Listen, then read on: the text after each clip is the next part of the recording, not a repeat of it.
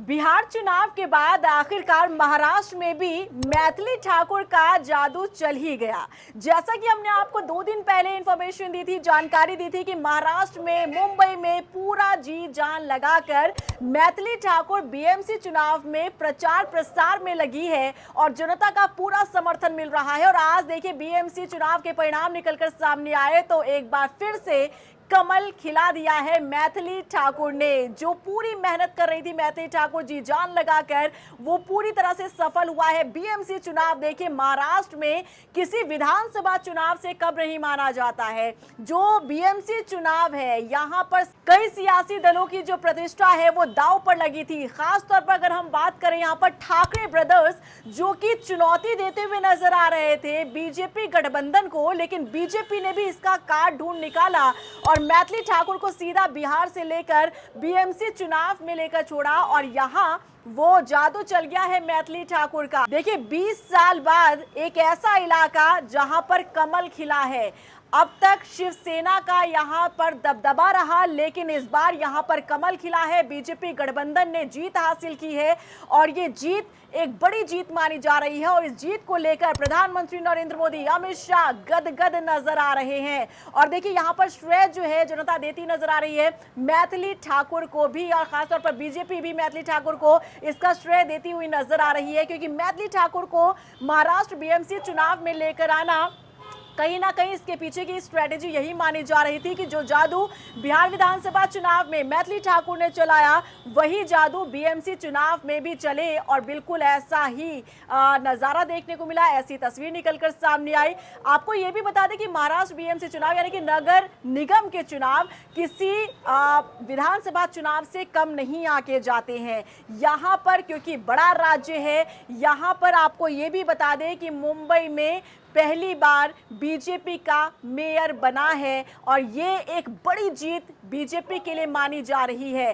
Thackeray brothers को हमने ये भी देखा कि जब जब वो चुनाव प्रचार में उतरे तब उन्होंने लोगों को बांटने जैसा प्रचार किया, लोगों को बांटने की कोशिश की भाषा, बोली, रंग, रीजन को लेकर। लेकिन इसी का कार्ड ढूंढते हुए बीजेपी मैथिली ठाकुर को लेकर आई और जब मैथिली ठाकुर ठाकरे ब्रदर्स के सामने खड़ी हुई तो ये मानिए कि एक छोटी उम्र की जो विधायक है, एक छोटी उम्र की विधायक ने ऐसा मात देने का काम किया ठाकरे ब्रदर्स को कि वो पूरी तरीके से चित पड़ते हुए नजर आ रहे हैं।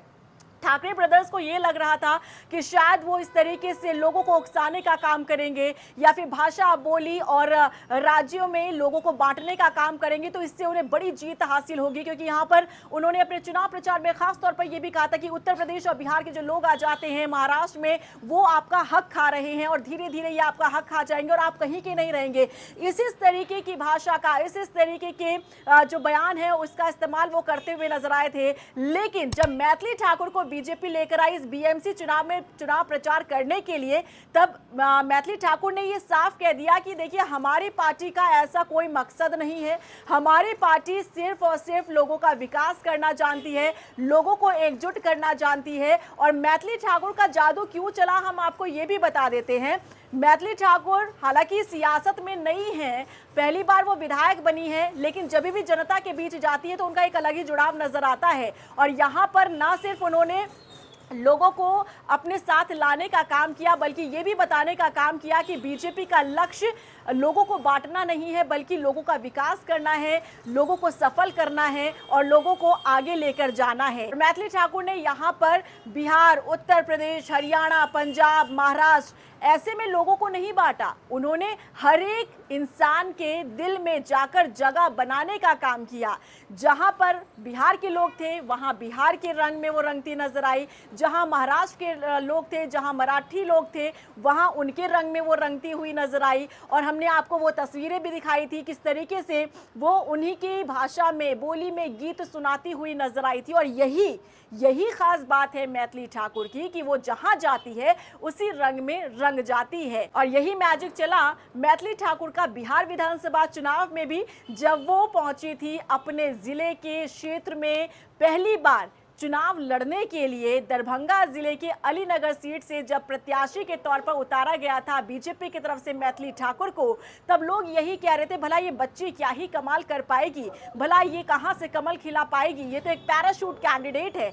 लेकिन मैथिली ठाकुर ने ये बता दिया कि आप मेरे कद और उम्र पर मत जाइए, क्योंकि यहाँ हम किस तरीके से जनता की सेवा करने के लिए आए हैं ये हमारी जीत बताएगी। और जाहिर तौर पर जब मैथिली ठाकुर ने अपने विधानसभा क्षेत्र से जीत हासिल की, विधानसभा तक वो पहुंची, तब से लेकर अब तक भी वो चर्चाओं में बनी हुई है, सिर्फ इसलिए क्योंकि बहुत ही ज्यादा वो एक्टिव रहती हैं, बहुत एक्टिव विधायक है, अपने क्षेत्र की जनता के बीच में वो समय बिताती हैं। और जब से उन्होंने जीत हासिल की है तब से अधिकतर समय उनका बिहार में और बिहार की जनता के बीच में ही उनका गुजरता है। हालांकि देखिए बीजेपी ने यहाँ पर किस तरीके से स्ट्रैटेजी चली, बीजेपी बखूबी ये समझती थी कि मैथिली ठाकुर जो है वो उनकी बहुत अच्छी फैन फॉलोइंग है, ना सिर्फ सोशल मीडिया के माध्यम से बल्कि जब अपनी आवाज का जादू बिखेरती हैं मैथिली ठाकुर तब दूर दूर तक उनकी आवाज गूंजती है, दूर दूर तक उनकी आवाज, सुरीली आवाज सुनाई देती है और ऐसे में लोग मंत्रमुग्ध हो जाते हैं। और इसी का फायदा बीजेपी महाराष्ट्र बीएमसी चुनाव में भी उठाती हुई नजर आई।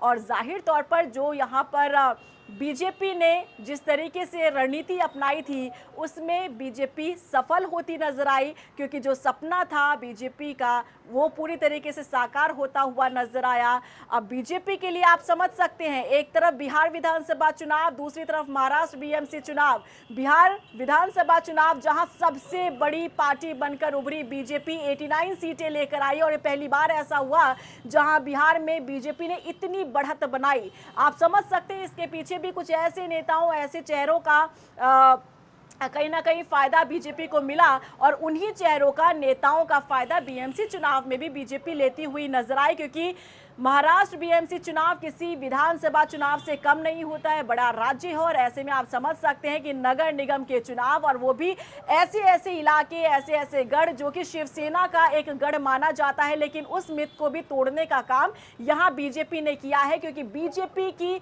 स्ट्रैटेजी जो है बहुत स्ट्रांग रहती है। अब आप इसी से समझिएगा कि आगे आने वाले समय में जिन जिन राज्यों में विधानसभा चुनाव होने हैं वहां पर भी यही स्ट्रैटेजी अपनाती हुई नजर आएगी बीजेपी। चाहे पश्चिम बंगाल की बात कर ले, चाहे हम उत्तर प्रदेश की बात कर ले या फिर उत्तराखंड की बात कर ले, क्योंकि हर एक राज्य में बिहार मूल के लोग रहते हैं और बिहार मूल के लोगों का मैथिली ठाकुर से एक अलग ही जुड़ाव रहता है। और ऐसे में बीजेपी जरूर यही स्ट्रैटेजी अपनाती हुई नजर आएगी। और अब आप ये भी समझिएगा कि मैथिली ठाकुर का नाम उन नेताओं में शुमार हो चुका है जो कि बीजेपी के स्टार प्रचारक की लिस्ट में आते हैं। और आप ये भी देखिएगा कि मैथिली ठाकुर जो कि अभी छोटी उम्र की हैं, 25 साल की हैं और अभी उन्होंने इतनी सफलता हासिल कर ली। लोग ये भी कह रहे थे कि उनका बैकग्राउंड म्यूजिक बैकग्राउंड है, राजनीति से वो आती नहीं है, इसके बावजूद भी उन्होंने बिहार में भी इतनी सफलता हासिल की। उसके बाद जब उन्हें भुनाने का काम किया महाराष्ट्र बीएमसी चुनाव में, नगर निगम के चुनाव में, यहाँ पर भी उन्होंने सफलता हासिल करवाई बीजेपी को।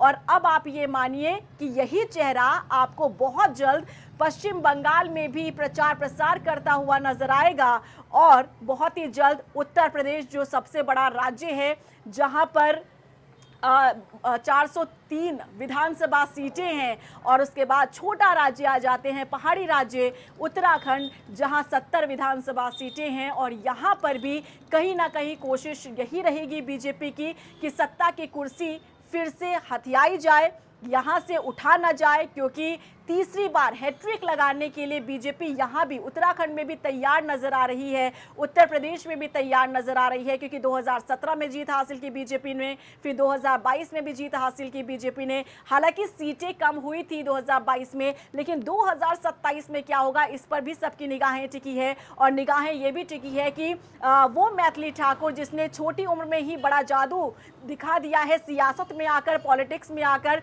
तो क्या अब आगे आने वाले राज्यों में जब विधानसभा चुनाव होंगे तब यही चेहरा आपको स्टार प्रचारक की लिस्ट में भी नजर आएगा। आपको क्या लग रहा है महाराष्ट्र बीएमसी चुनाव में जो बीजेपी शिवसेना गठबंधन की जो जीत हुई है इसमें कितना बड़ा हाथ मैथिली ठाकुर का हो सकता है? जहां जहां मैथिली ने प्रचार किया, क्या वहां पर जीत हासिल की है?